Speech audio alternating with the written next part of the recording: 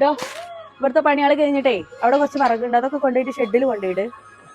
ഈ പണി കഴിഞ്ഞ പാടനെ ഞാൻ പോയി ചെയ്തോണ്ട്. ഓ ഓകെ മൂത്രം ഒഴിച്ച് വൃത്തികേടാക്കിട്ടിരിക്കണു ഇവിടെ. അല്ല, ഇതിനെ പെരയിലാക്കിയിട്ട് പോന്നാ പോരെ? ഈ പണിക്ക് വരുമ്പോ ഇങ്ങനെ കൊണ്ടുവരേണ്ട ആവശ്യമുണ്ടാ? ഞാൻ ഇപ്പൊ തുടച്ചിട്ടുണ്ട്. മനുഷ്യന്മാരിട്ടിട്ട് ബുദ്ധിമുട്ടിപ്പിക്കരുത്. ജോലിക്ക് വരുമ്പോ മക്കളായിട്ട് ഇങ്ങനെ വരാൻ നിൽക്കുന്നു. ഓള് എപ്പോഴും ചീത്ത പറഞ്ഞുകൊണ്ടാണ്. നമ്മളെ സാഹചര്യം അല്ലേ, നിങ്ങൾ അഡ്ജസ്റ്റ് ചെയ്ത് പോവുക, അല്ലാപ്പൊ എന്താ നമ്മള് കാട്ടുക?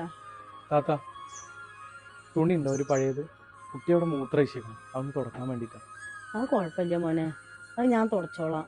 ഞാൻ തുടച്ചോണ്ട് കേട്ടാ, ഞാൻ എൻ്റെ പണി നോക്കിക്കോ. അല്ല, ഈ ജോലിക്ക് വരുമ്പോ കുട്ടീനെ എന്തിനാ കൊണ്ടുവരുന്നത്? വീട്ടിലാരും ഇല്ലേ? കുട്ടിയുടെ ഉമ്മ എവിടെ?